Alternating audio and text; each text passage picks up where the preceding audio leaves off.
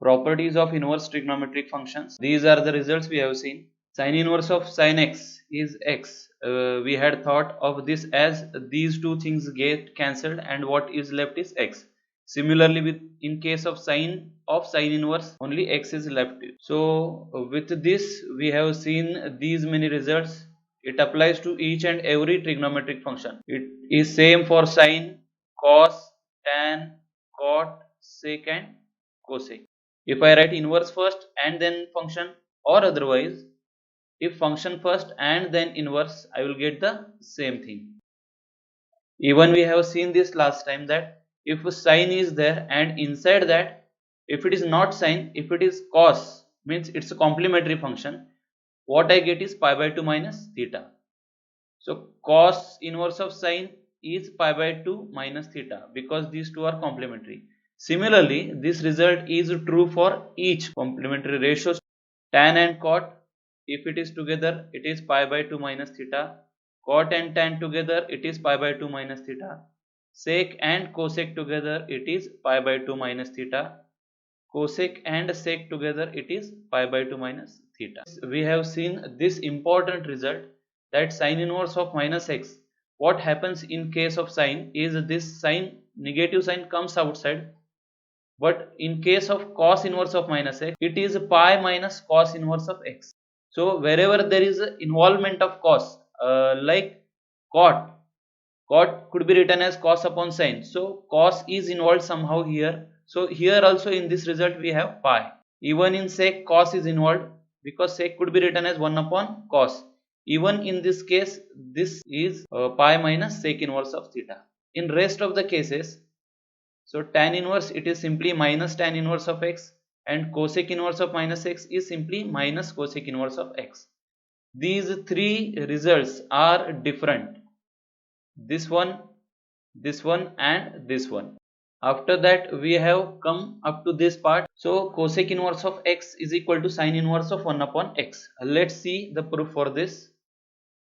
Cosec inverse of x is equal to, let's assume this to be theta. What happens next is this cosec inverse, when I move on to this side, it becomes x is equal to cosec theta.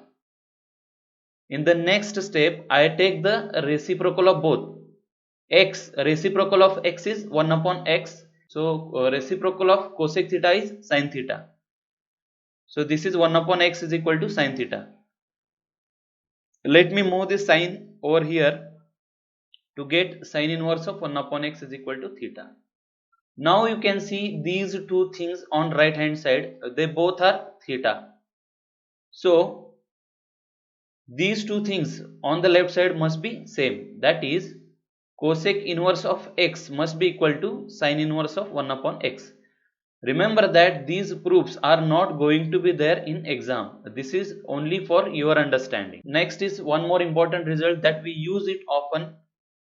Sin inverse of x plus cos inverse of x is equal to pi by 2. It is for the rest of the complementary angles also. Sec inverse of x plus cosec inverse of x is equal to pi by 2. Tan inverse of x plus cot inverse of x is equal to pi by 2.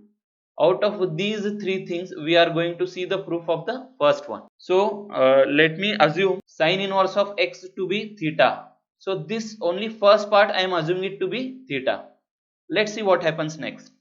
So after this, sin moves to this side and what we get is x is equal to sin theta. As x is equal to sin theta, now I want to write sin in terms of cos. It's a cos of pi by 2 minus theta. This x is as it is, only I have written sin in terms of cos, which again if I move this cos to the other side, it becomes cos inverse of x is equal to pi by 2 minus theta. If I move this theta over to this side, then theta plus cos inverse of x is equal to pi by 2. Now recall that what we have considered, theta is equal to sin inverse of x. Let me substitute this value over here. So what I get is sin inverse of x plus cos inverse of x is equal to pi by 2. This is one more important result. Tan inverse of x plus tan inverse of y is equal to tan inverse of x plus y upon 1 minus x into y. It is similar to that of tan of a plus b. If plus is over here, here also there is a plus sign, but here it is a minus sign. And here addition of them, but here there is a product of them. Similar result is here. Tan inverse of x minus tan inverse of y is equal to tan inverse of x minus y. As minus sign is over here, here it is x minus y, and in the denominator it is 1 plus x into y. Out of these two results, I am going to prove the first result. So for proving this, let's assume that tan inverse of x is equal to a. So this first part, tan inverse of x, I am going to assume it to be a. Now the second part, tan inverse of y, I am going to assume it to be b. Right after that, let's move this tan inverse part over here. What you will get is x is equal to tan a. Similarly, you will get y is equal to tan b. Now let's use the rule of tan of a plus b. Tan of a plus b is equal to tan a plus tan b upon 1 minus tan a into tan b. Now let's replace all the values of tan a and tan b from over here. So tan a is nothing but x and tan b is nothing but y.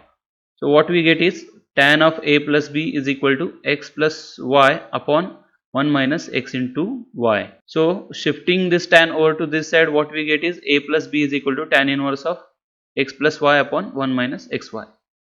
Now recall from first we have assumed this tan inverse of x to be a. So let's replace this value of tan inverse of x over here and this value of tan inverse of y as b over here. So finally what we get is tan inverse of x plus tan inverse of y is equal to tan inverse of x plus y upon 1 minus xy. Before I move further, let's recall all the derivatives. If it is sin inverse of x, what is the derivative of sin inverse of x? It is nothing but 1 upon square root of 1 minus x square. So at this moment I don't want to recall all the conditions. And derivative of cos inverse of x is minus the same formula, but instead of plus it is minus over here. Derivative of tan inverse of x is, can somebody recall? Very good. So derivative of tan inverse of x is 1 upon 1 plus x square. Now derivative of cot inverse x, as you know that it is going to be just the negative of this. So it is minus 1 upon 1 plus x square. The derivative of sec inverse of x is 1 upon x into square root of x square minus 1. And derivative of cosec inverse x is minus 1 upon x into x square minus 1. Now let's go to the exercise 1.2. In the previous sessions we have done question number 1 to question number 4. Now this is the fifth question and they are asking us to prove using derivative tan inverse of x plus cot inverse of x is equal to pi by 2. Just some time before we have seen this sin inverse of x plus cos inverse of x, it was equal to pi by 2. But for proving all this we have used this simple technique of writing sin inverse of x to be theta, and then we proved the rest of the part. But here they are asking us to use a derivative and prove this part. I am going to do the first sum. Using derivative, prove that tan inverse of x plus cot inverse of x is equal to pi by 2. So let me assume this whole part to be f of x. This I am calling it to be f of x. Let this be equation 1. Now all I need to prove is f of x is equal to pi by 2. See, as I assumed this part to be f of x and I want to prove that it is equal to pi by 2, that means I want to prove f of x itself is equal to pi by 2. So let me differentiate the first equation. They are asking us to use the derivatives, that is why I am differentiating the first equation with respect to x. What I get is derivative of the first term plus derivative of the second term. As we have seen, derivative of tan inverse of x is 1 upon 1 plus x square, whereas derivative of cot inverse of x is minus 1 upon 1 plus x square. I think these two things get cancelled and what we get is a 0. Now derivative of the function, it has come to be 0. As we know that the derivative of the function is 0, So we must write f of x is equal to some constant function, that is c. I am calling this as equation 2.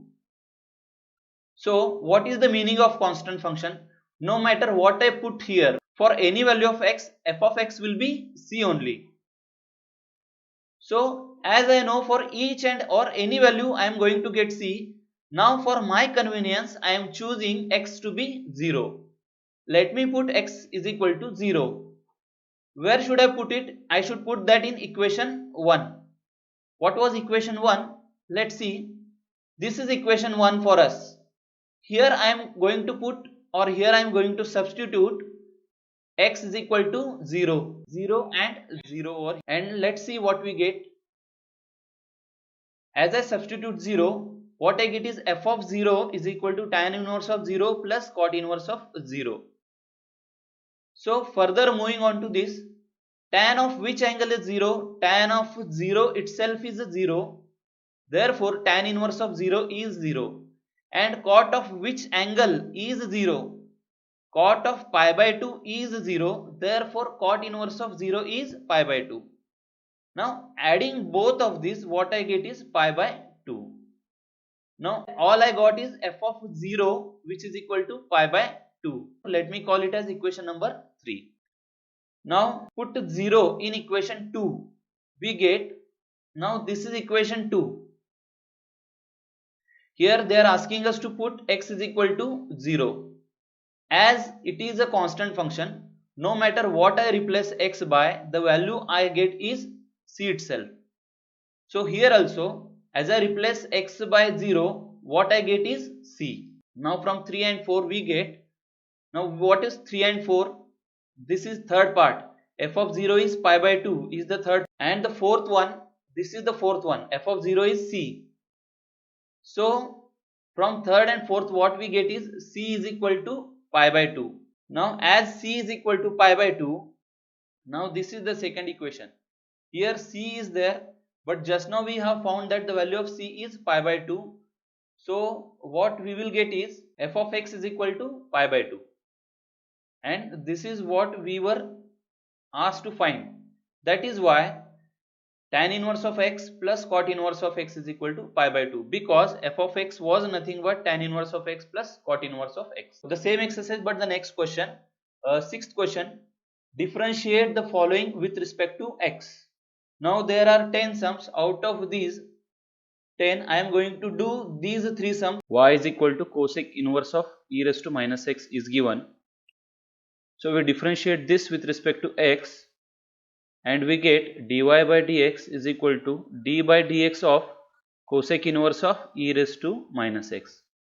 So let's further simplify this as e raised to minus x. I am going to write it as 1 upon e raised to x.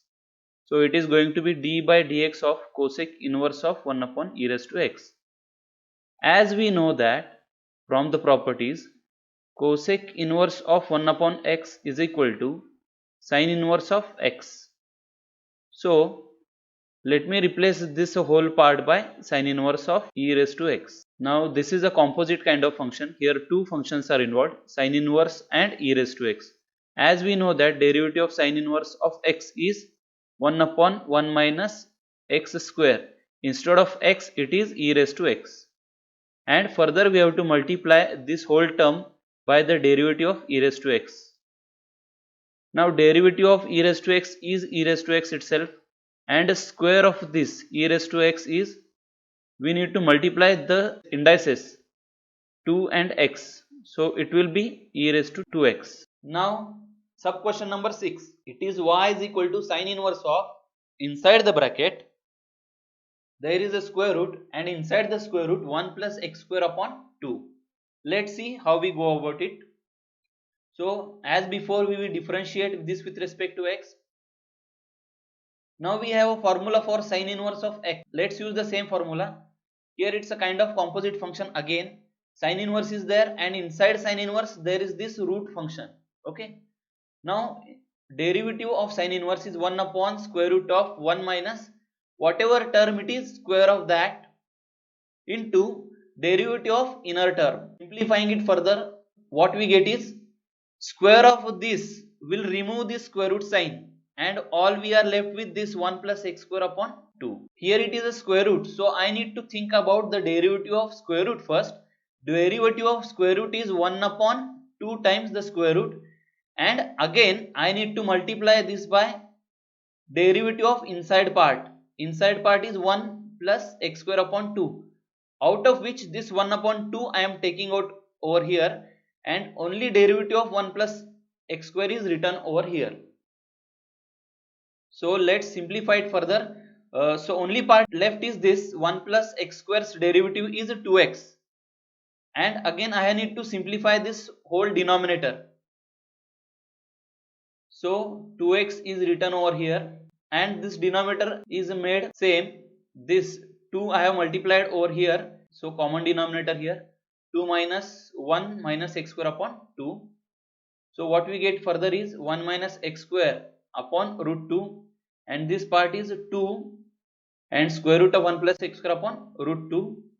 This 2 and this 2 got cancelled, only left is x. Here they are cancelling out these things. So x upon square root of, in one it is 1 minus x square, in another bracket it should be, it is 1 plus x square. One part is 1 plus and another part is minus. So here we use the rule a minus b into a plus b. A minus b into a plus b will make it a square minus b square. So this term square, first term square minus second term square.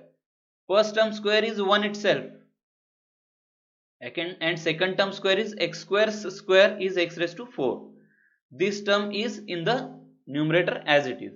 Now next sum, y is equal to cos cube of cos inverse of x cube. Now cos inverse of x cube whole bracket cube. This 3 over here I am putting it for the complete bracket.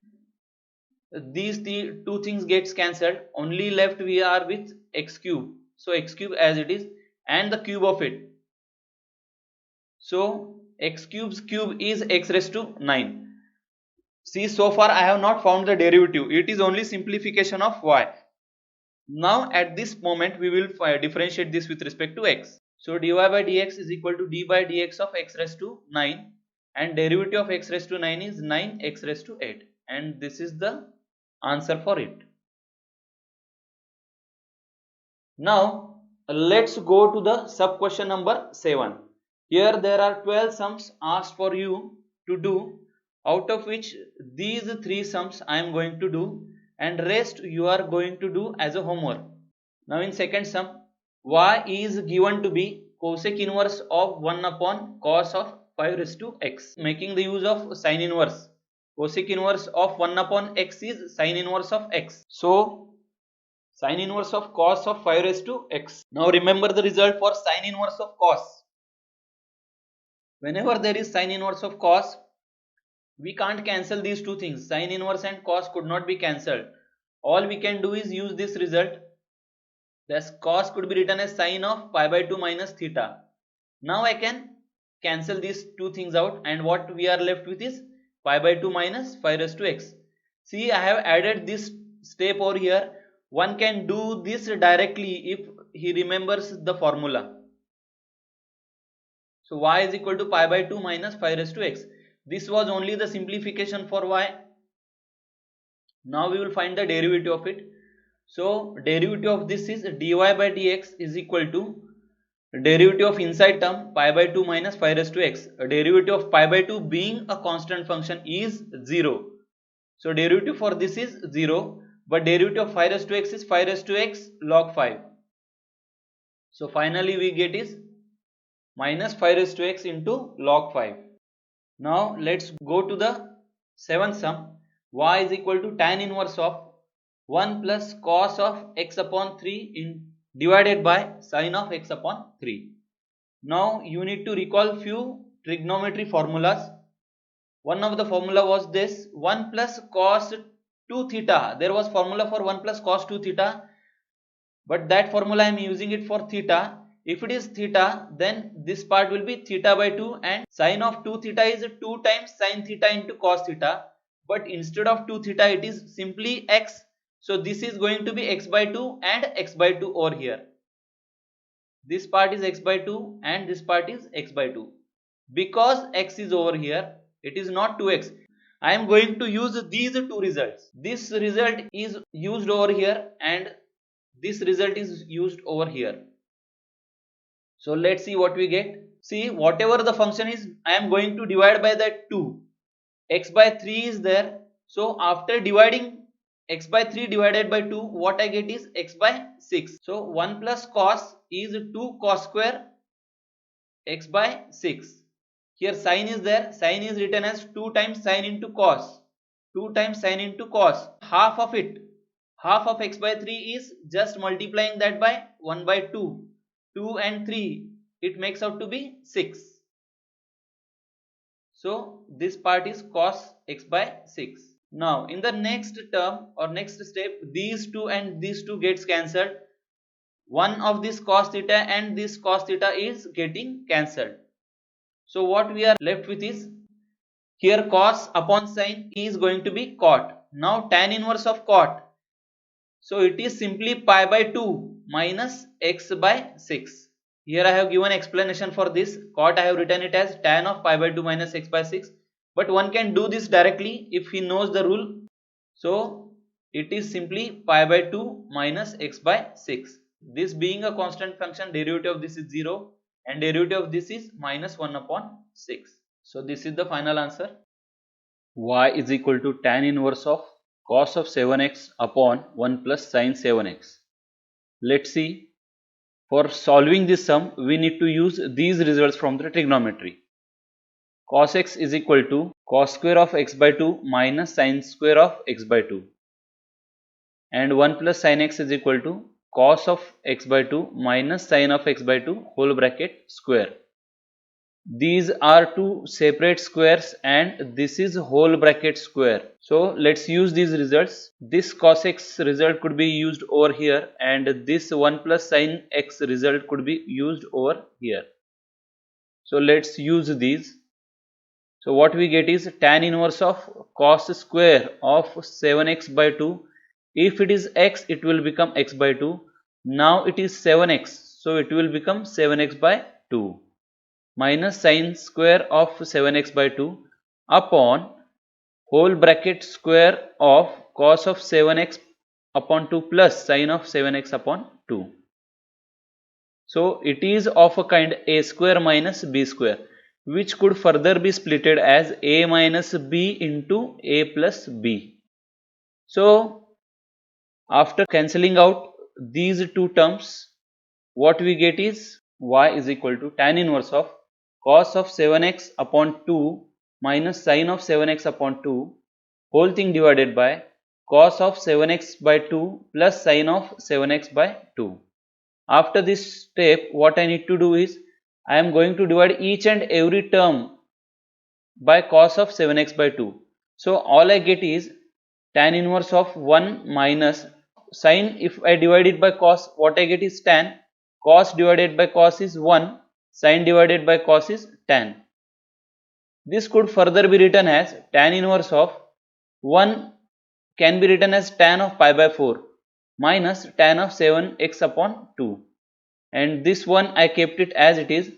But this term tan of 7x by 2 can be multiplied by 1, wherein this 1 can be written as tan of pi by 4. So it is of the form, this whole expression is of the form tan a minus tan b upon 1 plus tan a into tan b. So it is tan inverse of tan of a minus b. A is pi by 4 and b is 7x by 2. So further these two things get cancelled and what I get is pi by 4 minus 7x by 2. So after differentiating this with respect to x, all I get is this first term's derivative is 0 as it is a constant and second term's derivative is minus 7 by 2 and the final answer is minus 7 by 2. Now 8th sub question, These two sums I am going to do, the second one and the sixth one. Y is equal to cos inverse of root 3 times cos x minus sin x upon 2. I am separating these 2 from the denominator. I am writing 2 over here and 2 over here, distributing. Now this is root 3, this is 1 and this is 2. Now check that square of this term plus square of this term is equal to square of this term. In every question of this kind you are going to find this Pythagorean triplet. This root 3 by 2 I am going to keep it as cos alpha, and this 1 by 2 I am going to keep it as sin alpha. We may check again that sin square alpha plus cos square alpha, square of this is 1 by 4 and square of this is square of root 3 is 3 and square of 2 is 4 and their sum is 1. So whatever substitution we have done is correct. Okay, so let's go ahead with this. So I am replacing 3 by 2 over here by cos theta. So I am writing cos alpha. I am writing cos alpha over here, and 1 by 2 I am replacing it by sin alpha. So I am writing sin alpha over here. So cos x into cos alpha minus sin x into sin alpha. It looks like a result of cos A into cos B minus sin A into sin B, which is the result for cos of A plus B. So it is cos of x plus alpha. These two things gets cancelled and what we are left with only y is equal to x plus alpha. Now I can differentiate y with respect to x, that is dy by dx is equal to derivative of this part. Now remember that this is alpha. Now what was alpha? Alpha is nothing but simply a number. So cos alpha is root 3 by 2. So alpha could be written as cos inverse of 3 by 2. So I only want that this is only a number. So derivative of some number is going to be 0. So derivative of this is 0 and derivative of x is 1. So derivative of the whole term is simply 1. So again I move on to the next sum. Y is equal to cosec inverse of 10 upon 6 into sine of 2 raised to x minus 8 into cos of 2 raised to x. So I am replacing or I am using this cosec inverse of 1 upon x. 1 upon x is equal to sine inverse of x, means I am taking reciprocal of this part. That's why I am taking reciprocal of this part as well. Look at these three things. 6 square is 36. 6 square is 36. 8 square is 64. 36 plus 64 is equal to 100, which is a square of 10. So now you can see the Pythagorean triplet here also. So what we will do is we will separate this 10 first from the denominator. We will write it as 6 upon 10, 6 upon 10 and 8 upon 10 separately. Now this part I am going to assume as sin alpha or cos alpha. Anything you place, it is fine. So here I am writing it as cos alpha. I am writing this 8 upon 10, this part as sin alpha. The procedure is same like we have done in the previous sum.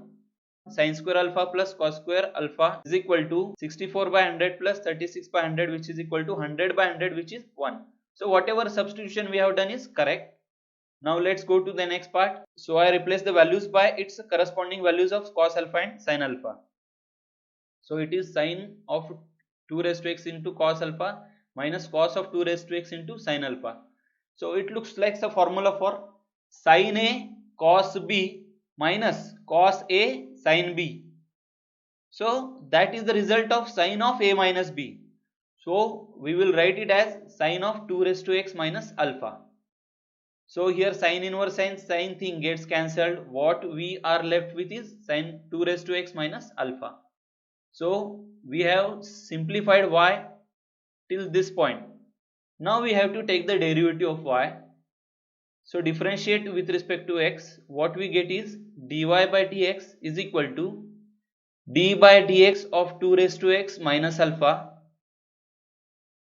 So derivative of 2 raised to x is 2 raised to x into log 2 minus derivative of this alpha, which is a constant, so derivative of alpha is 0.